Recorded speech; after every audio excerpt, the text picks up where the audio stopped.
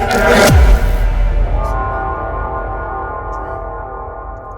has been dropped and big ass bombshell. Shouts out to City Ash. See if y'all. State of Georgia versus Shannon Stillwell. Order on defendant Stillwell's renewed motion for fair and constitutional trial. Defendant Stillwell raises numerous assertions of error, impropriety, prosecutorial misconduct, and judicial partiality, which he asserts have resulted in a denial of his constitutional rights to due process and a fair trial. The pertinent determination is whether such events, if they occurred as alleged, warrant a mistrial with prejudice, dismissal of the indictment with prejudice, which would have the same effect, or disqualification of prosecutors. Claim 1. A plague of discovery violations, missing police reports, and Brady violations. Discovery is being addressed. This court has ordered the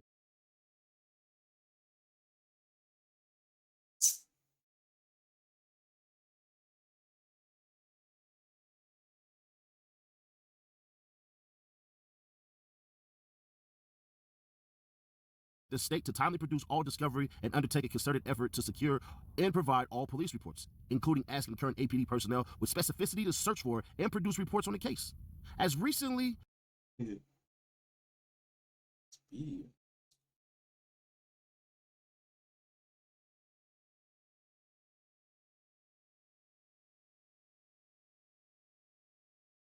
as the court proceedings on Friday, August 1st, 2024, the court confirmed the state's understanding that Brady obligations include the disclosure of material impeachment items and reminded the state of its continuing obligations under Brady.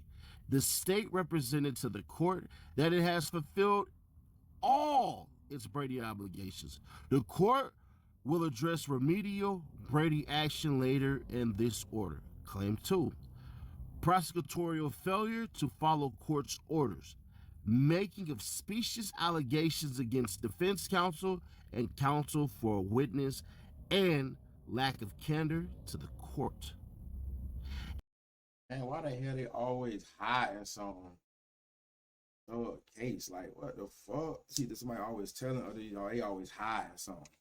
Any past failure of the prosecutors to follow orders of the court is a matter of record. Aside from the broad assertion of a denial of defendants' rights to due process in a fair trial, no specifics establishing this assertion and no claim of resulting legal error is alleged. Any potential error stemming from prosecutorial failure to follow court's orders may be addressed on motion for new trial and/or direct appeal, assuming any conviction. Any specious allegations against defense counsel, counsel for a witness, or lack of candor with the court is, at minimum, extremely unfortunate. These items do not, however, establish a denial of defendants' rights to due process or a fair trial, and the court at present declines to impose the extreme sanction of removal of any offending prosecutors. Claim 3. Improper evidentiary ruling by the predecessor judge. A defendant is entitled to a fair trial, but not a perfect one. For there are no perfect trials. No such thing as a motherfucking perfect trial. You're not entitled to a perfect trial. Versus state. Evidentiary error, which involves mistakes under Georgia's procedural rules and evidence law rather than any constitutional violation, can be addressed in post-trial review. Claim 4. Mistreatment of defendants and their counsel by the predecessor judge. Aside from a blanket assertion, the motion does not detail any alleged mistreatment of defendants. The alleged mistreatment of defense counsel detailed in 9AE and H is not alleged to have occurred in front of the jury, and even accepted at face value would not rise to the level of a violation of defendants' due process or fair trial rights. As to remedies, the predecessor judge has been recused, and the contempt issue outlined in 9 is moot. 9H, pardon me. Turning to alleged mistreatment in front of the jury, 9B and D. A. Judge has broad latitude in determining how to control the courtroom and directing attorneys to sit down when overruling objections falls within that latitude. This court will give a remedial instruction directing the jury to disregard any disparaging remarks about counsel. Claim 5. Improprieties in and illegality of June 7, 2024 ex parte conference. An open court on June 7, 2024. The prosecution requested an ex parte conference with the court June 7, 2024 transcript. The defense was therefore on notice of this request. The defense also knew that the request was not to secure immunity for Kenneth Copeland, as the immunity order had been signed in open court earlier in the same day's proceedings. Even assuming a right to be present for this June 7, 2024 conference, no one on the defense team objected to the request or sought more information about it, thereby waiving any right to be present for that conference. Whoa. For the proposition that defendant waived right to be present by failing to object after being informed a trial judge is meeting with the jury outside the presence of defendant and counsel. As for topic of this ex parte conference, defendant assigns nefarious intent to prosecutor Love's and Hilton's representations about their interactions with Copeland's main counsel, Jonathan Melnick. The court at this point declines the invitation to so view the representations, but refer the prosecutors to its footnote 1 herein. Defendant complains that comments by predecessor judge during this conference reveal his partiality to the state, permitting the questionable accurateness of such characterizations. This issue has been mooted by the recusal of that judge from the case. Damn. Claim 6. Illegality of the June 7, 2024 ex parte meeting. On June 10, 2024, at the behest of prosecutor Love, the predecessor judge held an on-the-record in-chambers meeting with Love and standing counsel for Copeland, Caleb Bumpus, June 7, 2024, transcript of ex parte. Following a recess at which time Love departed the meeting, Copeland and prosecutor Hilton joined the meeting. Defendant's motion raises several challenges to this ex parte meeting. Did defendant have a right to be present? Did the ex parte meeting amount to coercion of Copeland's testimony? And did any Brady violations occur? Did defendant have a right to be present? Defendant is correct that this meeting was about more than just parameters of Copeland's immunity and whether he understood its potential ramifications. The initial stage of the meeting, before the first break, centered on the prosecution's concern with whether Copeland's main counsel was laboring under a conflict of interest and with logistics of handling Copeland's testimony with standing counsel. But because these topics were all ancillary to Copeland's immunity grant, the topic of that meeting remained at its core and asserted by the prosecution, Copeland's immunity grant. Because the meeting dealt with Copeland's immunity grant and its ancillary issues, it was not a critical state of the trial at which the defendant had a right to be present. See Snyder v. Com of Massachusetts.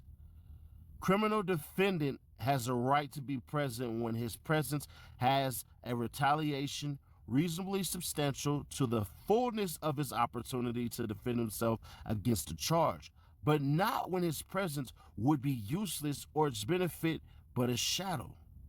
The presence of a defendant is a condition of due process to the extent that a fair and just hearing would be thwarted by his absence, and to that extent only.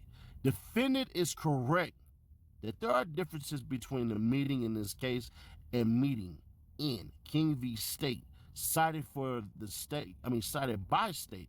For instance, the meeting in King was to secure immunity for a key prosecution witness. The defense was aware that the immunity hearing was occurring. Here, the defense was not given notice of the meeting, and immunity had already been granted to a key prosecution witness. So the topic was not whether immunity was in the public interest. Instead, its topics were the adequacy of the witness legal representation and logistics of outstanding representation, as well as ensuring the witness correctly comprehended the meaning and impact of the immunity grant. What would and would not amount to contempt of the order granting immunity and compelling his testimony, and potential consequences of failure to comply with the order. But the state's reliance on King does not demand that its facts be on all fours. The legal import of King for this claim is that because a defendant's rights are not the subject matter under consideration in proceedings surrounding a witness immunity grant, a defendant has no right to be present for decisions with the tribunal surrounding witness immunity. The fact that here discussions included what testimony would be subject the witness to a charge of perjury, what would subject him to punishment for contempt of the order compelling his testimony, and what that sanction might entail, even if incorrect, does not change the analysis. Defendant's rights were still not the subject matter under consideration. See also State versus Lowry. No right to be present at hearing to compel witness testimony pursuant to immunity grant, Chestnut versus New York. Ex parte meeting at trial court's behest between court, prosecutor, and counsel for witness initiated after defendant and his attorney had left the courtroom during a recess at the close of the witness direct examination and held to ensure witness understood his deal with the prosecution and he was not knowingly incriminating himself and understood his constitutional rights, held to be an ancillary proceeding dealing only with the rights of the witness, at which defendant had no right to be present. Was the witness testimony coerced? Separate from any defense right to be present for ancillary proceedings concerning witness immunity, defendant has a right to a trial free of coerced testimony. Defendant asserts that certain arguably inaccurate representations made by the prosecutors and the predecessor judge to Copeland about the law of derivative use immunity, the applicable statute of limitations relating to what crimes or crimes the defense does not specify, and the length of his possible incarceration for contempt coerced Copeland into testifying. Webb v. State is the touchstone for evaluating claims of coercion by trial of a witness testimony. Archer v. State provides another example of a trial court overstepping its proper role of neutral arbiter in rendering involuntarily a witness determination whether to testify. Here, Copeland had the benefit of counsel. The predecessor judge did not, on the whole, use intimidating rhetoric, but rather sought to ensure that Copeland understood the nuances of the decision he had to make. He explained that many of the decisions about what could happen to Copeland were not his to make, but were up to the prosecutors. Still, some of the information provided to Copeland may have been inaccurate.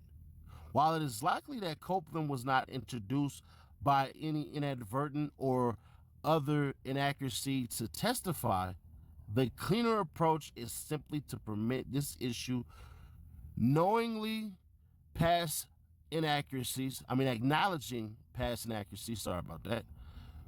advise Copeland anew. This is the course that the court has proposed and parties have affirmed its efficiency. Was there a Brady violation? This has been a long-running, multifaceted proceeding. Challenges have been myriad and formidable. Frustrations may have been mounting while fortitude was waning. 2024, Judge Page Reese Whitaker, Superior Court of Fulton County. Were you born between 1989 and 1999? If so, you can get $250 to spend at time. Where the fuck now got that goddamn paperwork from? His fat nasty ass. Look at him. Where you got that damn paperwork from? Fuck. On got paperwork. Sitting up about to go to sleep listening to that bullshit. Now, I thought that the judge was going to believe the cop, and it turned out Sounding like, look now. she ain't believe shit that he said. I want you to watch Shark's questions, how he say that, oh, no, he never talked about no murder.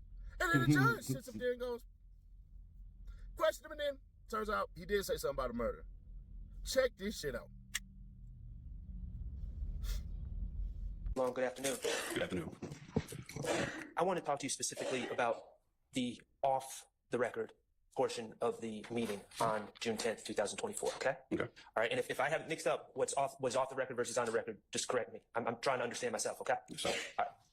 All right. First of all, the off-the-record portion of this ex parte meeting,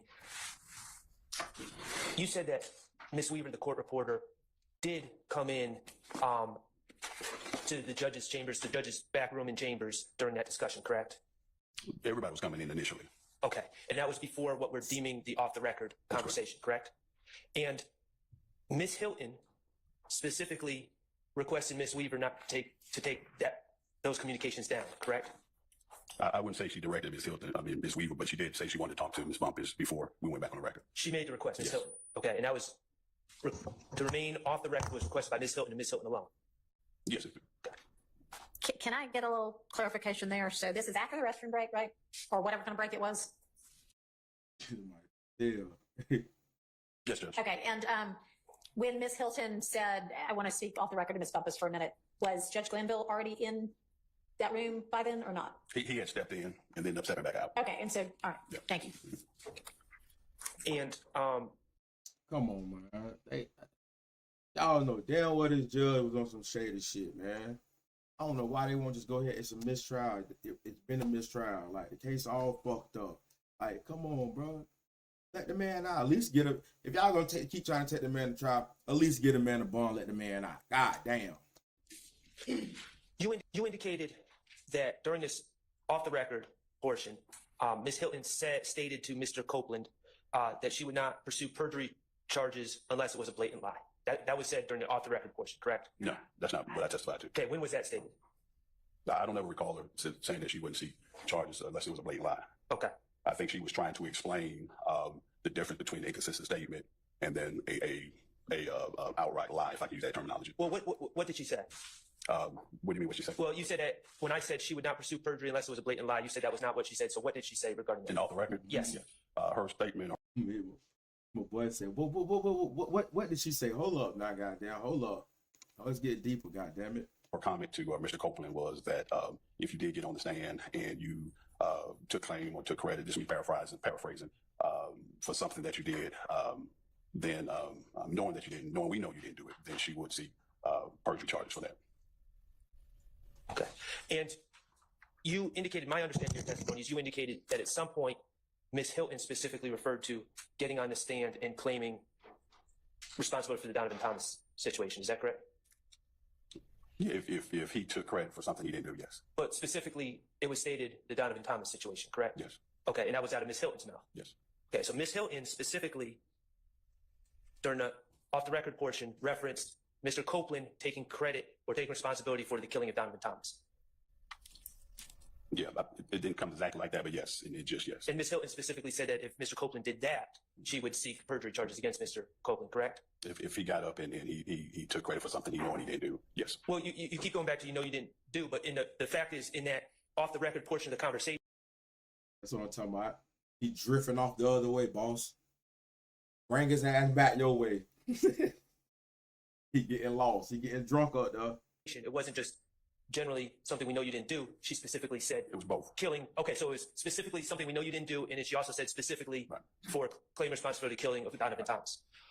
Okay, so to your recollection, if you recall, prior to Ms. Hilton, did Ms. Hilton just bring Donovan Thomas that case into the discussion, or did Mr. Copeland say something that Ms. Hilton was responding to when she warned him not to take credit for the Donovan Thomas killing?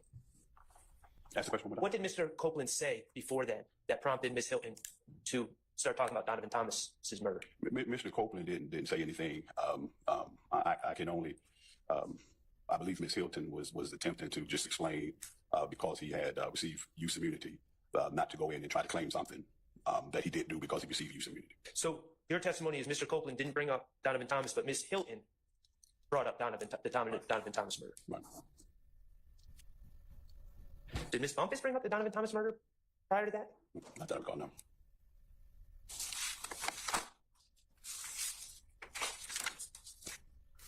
And how was it determined when Ms. Weaver was going to start making a record of this meeting again? I don't know how it was determined. Did someone call her in? Did someone ask her to start recording now or taking minutes now? Yeah, I believe if you're asking what made her prompted to, Yes. we said, I don't recall if it was Ms. Hilton, but Ms. Hilton may have said we're finished talking, and we called everybody back in. And instructed the meeting to go back on the record? Instructed that the meeting I should go back don't on the know if we record? instructed, but we were clear to go back on the record. I have no further questions. Thank you. Thank you. Anybody else?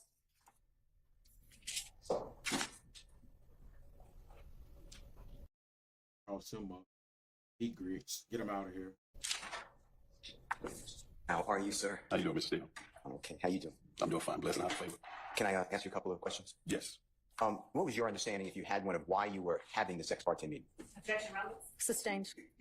At what point were you initially told that you're going to this ex parte meeting?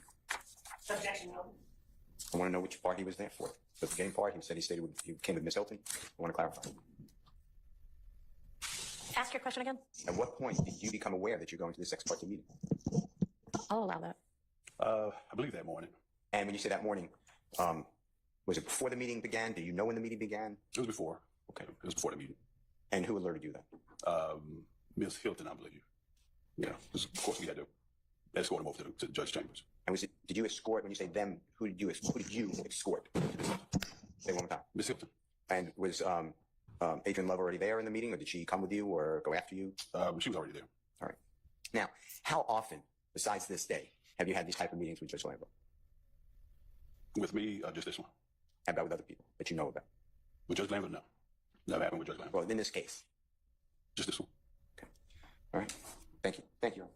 You're welcome. Anybody else from the defense? Y'all telling me that this bald headed, shiny head ass nigga ain't up here goddamn lying his ass off, and he's so confused, he lying, trying to think about more shit to say as they ask him. She trying to stop him so he could think more. You know what I'm saying? Like, this shit all fucked up, bro. Like, this shit weird as fuck. Let that man out. Go ahead.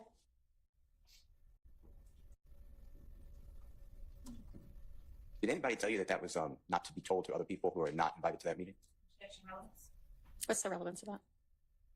The state of Georgia, I objected to it, made a statement that I somehow knew about this beforehand, which is not true. So I want to ask if anybody directed anybody to tell somebody from the defense, not tell anybody from the defense. I'll allow it. Went in behind Thug and all, boy standing in a pit with the, went in and all, caught charges behind this man. Your Honor, I did not represent to the court. That's fine. It's all right. I'm going to allow the question. No. If I understand you correctly, did anyone tell me not to say anything? One more time, you spoke very fast. I'm sorry. What's your question? Did anyone tell me not to say anything about this meeting? Yeah. No. Did you tell anybody about the meeting? Did you personally tell anybody, me, any of the other defense lawyers, any of the people accused of this meeting? No. Thank you, Your Honor. Mr. Matthews. While Mr. Matthews is making his way over, what is your recollection as to sort of when during the meeting, like within the first 10 minutes, within the last 10 minutes, right in the middle, if you recall, that the bathroom break and then short off the record conversation occurred that you testified to? This was near the end. Near the end? Okay. Yeah. All right. Good afternoon. How are you today? Mathis, how you doing? Doing well, thank you. Just a couple of questions. Did you have any recording devices in the meeting yourself? No. Did you make any written notes of any of the meeting yourself? No. Okay. And just for the record for today, you were actually in the courtroom during the time that Kayla Bumpus was testifying before this honorable court, correct? That's right. Okay. Did you know this morning before court that you might be testifying about this matter today? I did not know. Okay. I could ponder, but I did not know. Okay. All right. That's all I have. Thank you. All right. Anybody else? Any redirect? Question. When you spoke about the comment that Ms. Hilton made about claiming something that he didn't do, or the Donovan Thomas murder, did she qualify her comments in any way? What do you mean by qualifying? Did I hear, did she tack on anything about if she could or couldn't prove it? Or did she just say, if you do this, I will charge you with perjury? She consistently, if she's mentioned charge, she would say that she would have to corroborate anything before we charge. But she did mention the fact of I can only speculate, I have to use the word, the concern about him trying to take claim for something after receiving free use immunity. And were those comments that she made that you're talking about also accompanied by any kind of explanation, like if I can prove it, or? Yeah, because she mentioned the fact of if we knew, and we know you didn't do it. Yeah. Thank you. Mm-hmm. Thank you. Anything else from the defense? All right. Is the transcript before the witness? She like, I got your ass. Watch this. Get the new Samsung Galaxy Z Fold 6 and Z Flip 6 with Galaxy AI. Order now with Spectrum free any. All right. Nigga just scared the shit out of me, bitch. Is it a fair characterization that during that portion of the meeting, Ms. Hilton, Ms. Bumpus, and Mr. Copeland are talking about what might or might not get him charged with perjury or false statements? Yes.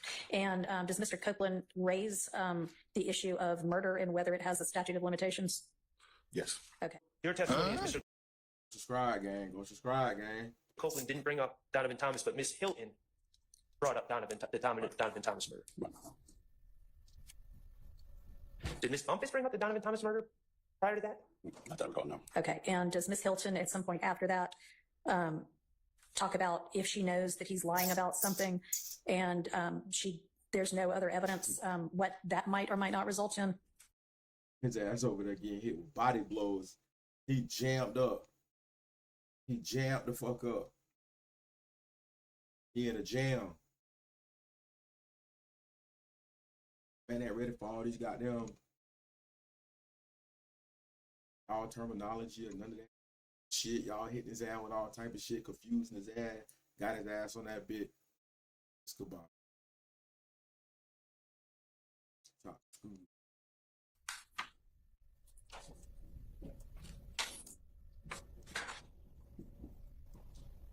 Yes. All right. Do you recall whether the off-the-record post-bathroom break conversation occurred before or after this on-the-record conversation? Give me just a second. Look.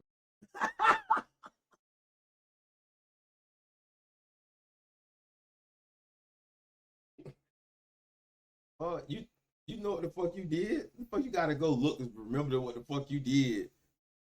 What wrong with this man? A little past, just to make sure. Sure.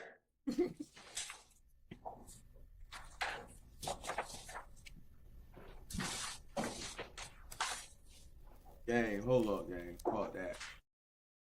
You all heard what he said. Check in now. But lost in the sauce. Just to make sure. Sure.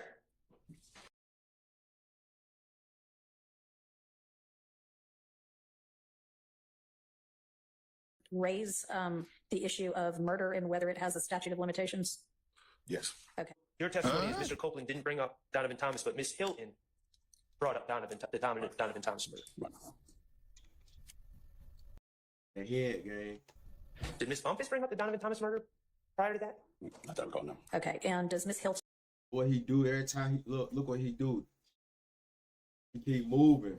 He keep doing shit. He keep moving around. Can't stay still. Like, what the fuck wrong with you, boy? At some point after that, talk about if she knows that he's lying about something and there's no other evidence, what that might or might not result in?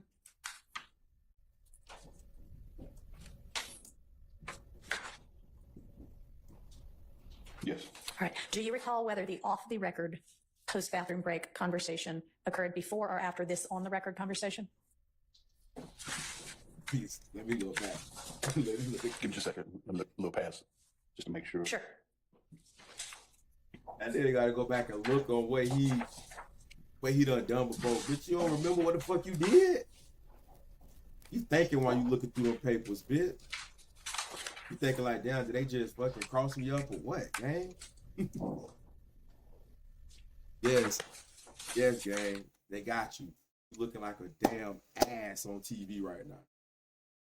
You looking like an ass.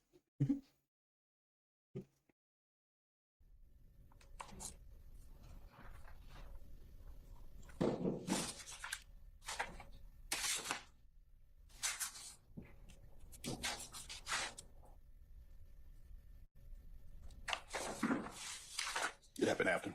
Okay.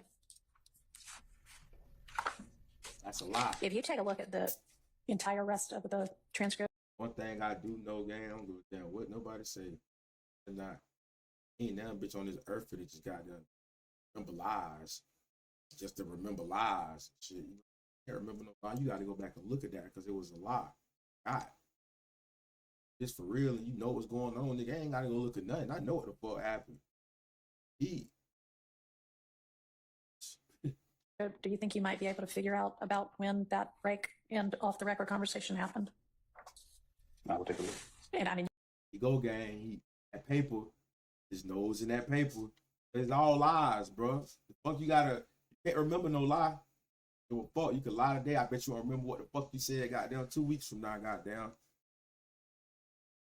this point, goddamn, that whole courtroom crazy because them motherfuckers starting to believe their own lies. That bitch, that shit dangerous. you may or may not be able to, but if you can, let me know. If you can't, let me know that as well.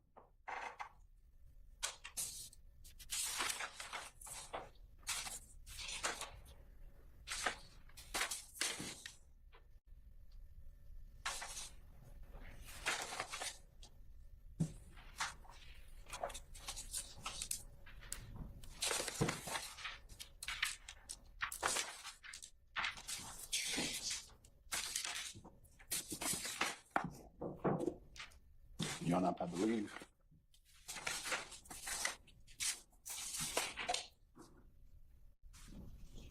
Page 52. Can you find out whether that's somebody who has a Rule 22? And if it is not, they cannot come back in with that phone. Uh-oh. Oh, God. Judge, but look at him. Look at him, gang. Look at this bitch here. He looks so damn sick right now. But they asked, I don't know, they better get the phone and throw that bitch on the ground and kick that bitch to the front, to the other end of the desk, to whoever else, by whoever that is, bitch. Cause your ass ain't come back in that motherfucking courtroom no more, boy. Thank you. That's a Rule 22. Go ahead, I'm sorry. No problem. Your Honor, I believe 52, around 13, 14. Okay. When we come back in, let's see. Yeah, I think somewhere around in there. Okay. And a break is actually indicated at lines 9 through 13 or so. Is that right? Okay. Right. And then at line 14, the court remarks, Mr. Clopen, have you had an opportunity to talk with Ms. Bumpus, your lawyer, and Ms. Hilton, the state's counsel? Have you got any other questions? Yeah, so it's right before that the off-the-record conversation occurred? Okay, thank you. All right. Any other questions by any counsel? Defense counsel? All right. Anybody else? Silence equals none. Okay. Ms. Love, anything? Yes, Your Honor, thank you. Chief, Deputy Chief Long, on page 40, lines 20 through 25, when the court refers to comments made to Mr. Copeland earlier by Ms. Love, did you ever hear those types of comments made by Ms. Hilton?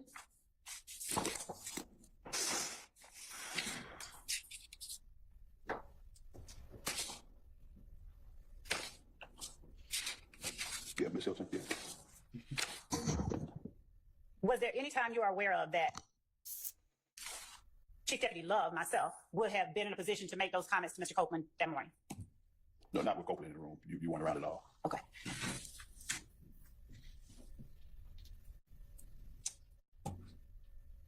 Thank you, Judge. They got a dirty game getting played over there. Okay. All right. Investigator, thank you. You may step down. Any other evidence? Ms. Love. She didn't believe him. Bruh, she took the word of Woody over him.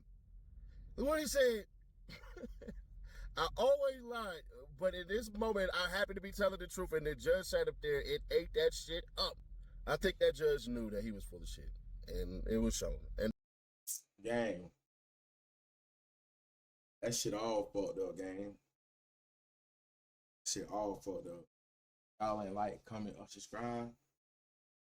So another